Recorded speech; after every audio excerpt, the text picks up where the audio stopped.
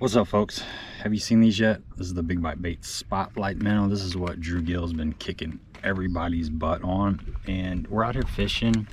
You know, it's middle of the day, air temps are like 60s, cold front push through, we got a little bit of a breeze, and I just kind of noticed some fish sitting out off the bank. I've been fishing pretty much shallow all the day, and you know what, I just got these not too long ago, and I really haven't given them a fair shake, but we're gonna tie one on and we're gonna see if we can catch some of these fish that are just, these are post-spawn fish, and they're just sitting out off the bank, kind of wandering around. There's some shad in the area, but there's some just kind of hanging around on the bottom, and I want to see if I can work the magic that Drew Gill has. I mean, obviously I'm not Drew Gill, but I'm a mediocre minnow shaker at best, but we're gonna put one of these on. I got a 3/16 ounce Buckeye Lures G-Stroll jig head. It's been my favorite. We're gonna tie a little loop nut on.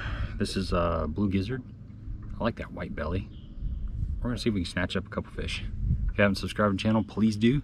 Thumbs up is always greatly appreciated. Let's see if we can pretend we're Drew Gill for an hour or so.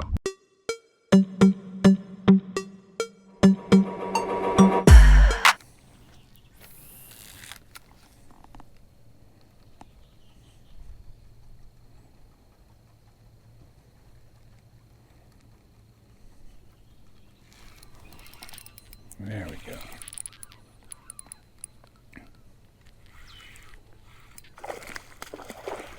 There we go. Damn it.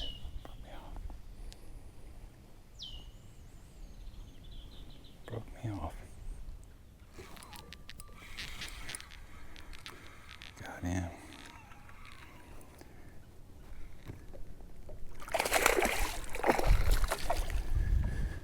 Got him.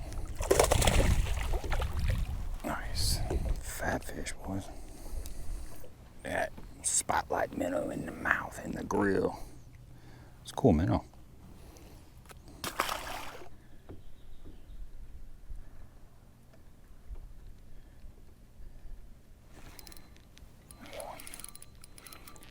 Another one.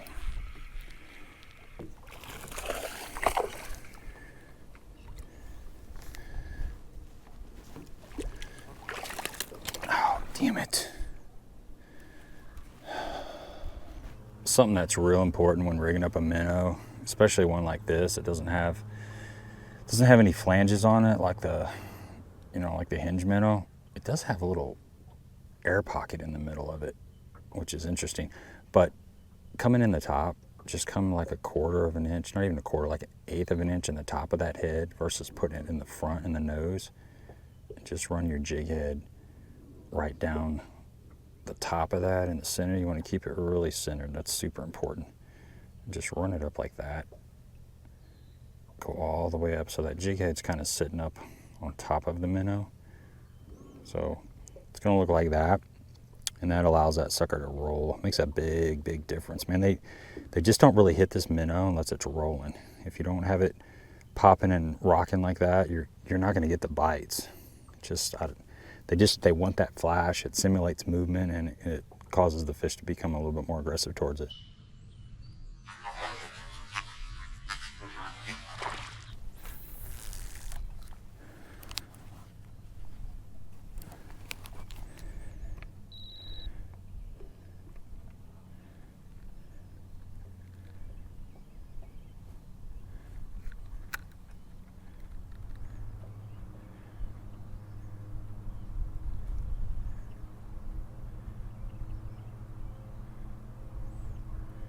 We got a looker.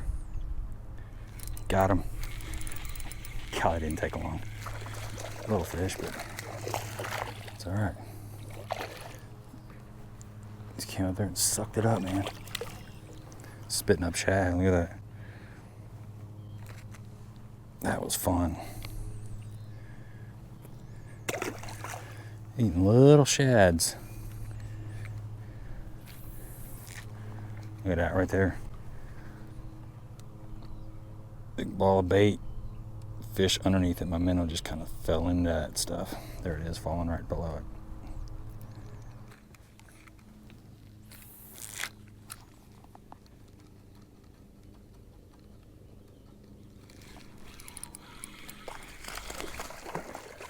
blind cast. Just throwing at that tree.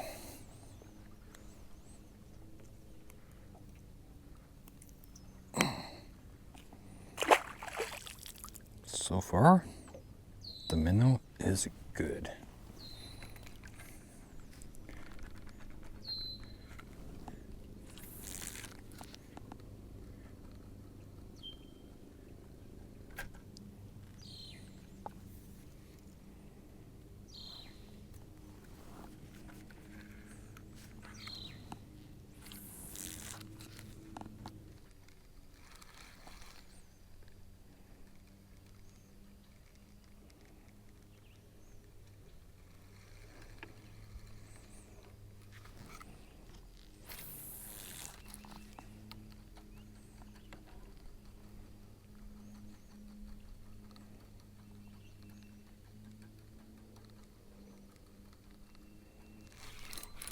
There he is. Man, they're hitting this thing. I'm not even looking at them.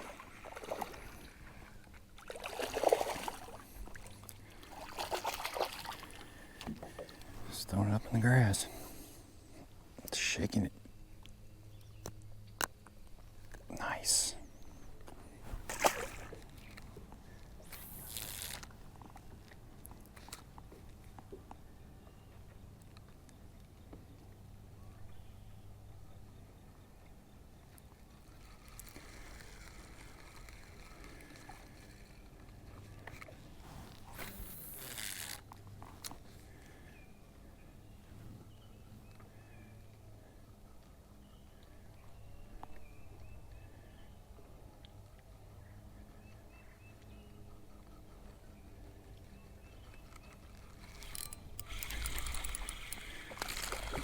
There's one. Little shad ball out there. Little feller.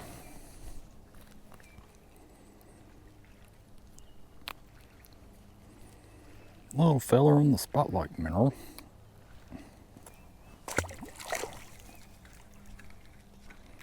It's a bigger fella right there if I can get this thing untangled.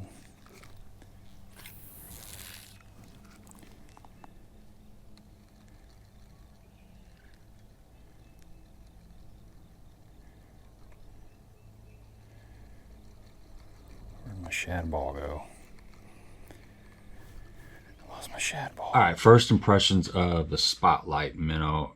Well, actually, probably not first impressions of the spotlight minnow. The first time I picked this minnow up was last January of this year.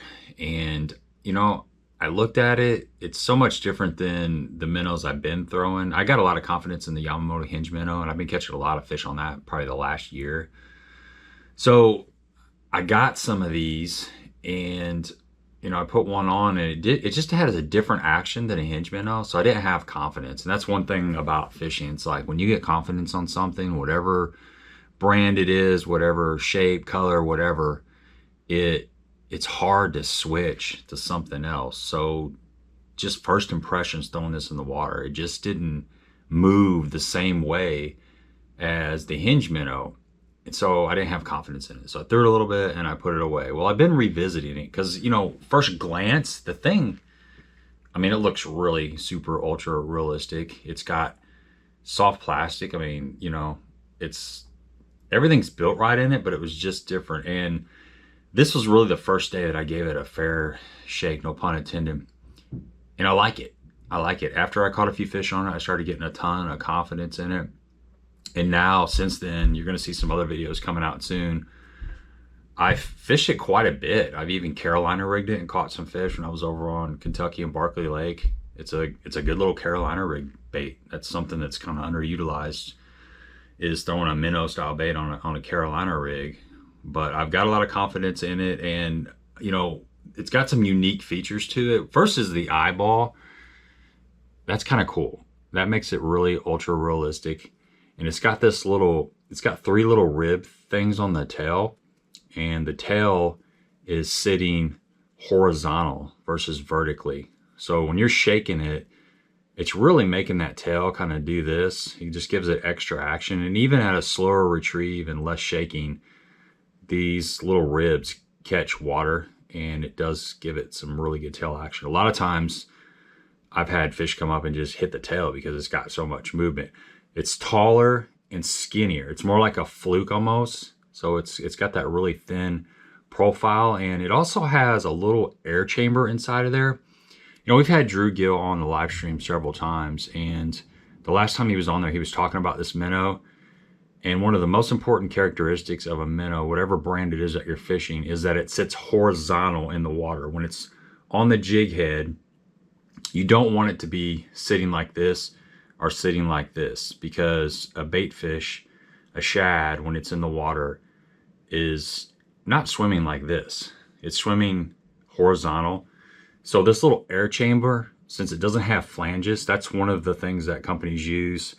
You know, like this is a rip-off Sakamoto shad, but it's got these little flanges, a winged fluke. The hinge minnow, it has these little flanges. That the flange creates lift, and it gives it that horizontal presentation. It keeps it horizontal in the water. Since this doesn't have the flanges, it has a little air chamber in there, and that gives it some buoyancy, and it allows it to stay, you know, horizontal. But the bait colors are really cool. This right here, there's 3 colors that I've been using, and I actually texted Drew and asked him, like, what's your favorite 3 colors? And I can't remember what the 3 color. Well, one was Pro Blue, this one is Smoke Shad, and then the other one is Blue Gizzard. But that's the 3 that he recommended, and the 2 that I've had the most luck with have been this Smoke Shad and this Blue Gizzard. I was throwing the Blue Gizzard on this day, but just look at the colors on that.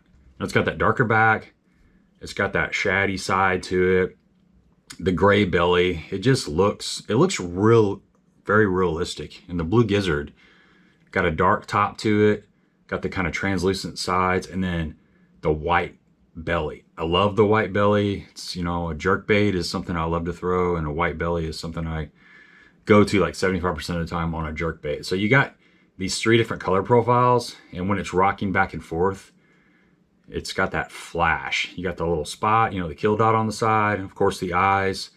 But when you've got 3 different colors that contrast, just like on a crankbait, it just gives it some flash. The size I was throwing in this video is the bigger size. It's a 4.8. They have the 4.8, they have the 4.25, and they have the 3, see, I got it pulled up, the 3.25.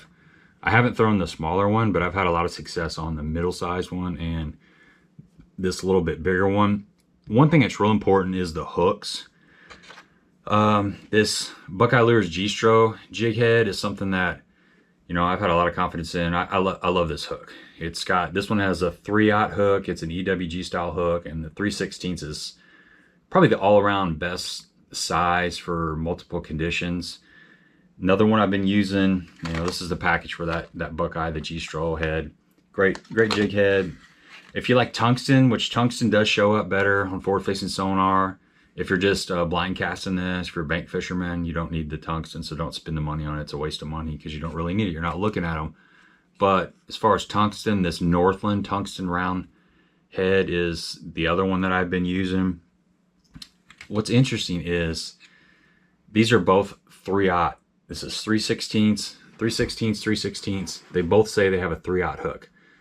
But the G-Stro head has a much smaller 3/0 than the Northland. I mean, when you hold these up next to each other, you can see there's a significant difference. I mean, the Northland tackle, the hook shank's a lot longer, but look at that gap. I mean, this is more of a, it's like more of a 4 or 5/0 in the Northland. The G-Stro's a much smaller hook, and I think, I mean, this does work better with the hinge minnow, which is a beefier minnow. I use this on all the minnows, but it is a smaller hook, and I like that, a little bit smaller hook, because it doesn't get so far back in the minnow, it doesn't impede the action. So for, you know, a little bit bigger minnow, this thing works, but it also does work on like the 5-inch hinge minnow. But there's some other brands out there in the tungsten, and the other thing I want to tell you about is on those other brands, beware of this wire keeper. This is a XBS, the Bass Pro Shops brand. I think Queen Tackle, their tungsten version, has this wire keeper. This wire keeper is sharp, and it will tear up your minnow. You know, you catch a fish and he jumps out of the water, starts walling around, it will tear that minnow, it'll ruin your minnow. You're gonna go through a ton more minnow baits with this wire keeper versus this lead keeper. So I recommend, you know, using the kind of old school lead keeper, whether it's just a single horn or the double barb versus the wire. If all you got is the wire, bend that down, just take some pliers, pinch it down. You don't need all that to hold it. It pretty much stays on there. You can also use a drop of super glue, but what a lot of guys are doing nowadays is they're taking the tungsten weight, they're cutting this wire keeper off, and they're using some shrink wrap. They're just cutting a little piece of shrink wrap, sliding it up over the hook shank, right up there, heating it up. And it just gives it something to grip. When you slide that minnow on there, just gives it something to grip. Or they'll take thread. You can just wrap this with thread, your half hitch knot, tie it off. You can put a little bit of super glue on there. The minnow just needs something to grab on, and that thread or that shrink wrap or even, you know, the lead keeper, you're gonna go through a lot less minnow baits. And you know, these minnow baits are not cheap. If you get into the Sakamoto, they're very expensive. You know, the spotlight minnow and the hinge minnow and stuff are a little bit more affordable, but they're not like, you know, a pack of Zoom speed crawls where you get 20 for like $4. So they do cost a little bit of money. So, you know, that hook keeper is a really, really big deal. But, you know, first impressions basically on the spotlight minnow, I like it. You know, like I said, I've continued to fish it, and it's one of my go-tos now. And that's kind of how fishing is. It's like you got your favorite stuff, whatever it is, and it takes a while to get off of one thing. You got to go out there and have a good day on whatever bait it is to get you confidence in it. And if you don't have confidence in a bait, you're not going to be fishing it properly. So it's not working the best it can for you. So yeah, if you're looking for a new minnow to go try, I'd definitely recommend it. Just get a few colors. If you've got like specialized bait fish in your pond or your body water, they got a bunch of different colors, but just a good starting color is this blue gizzard or the smoky shad.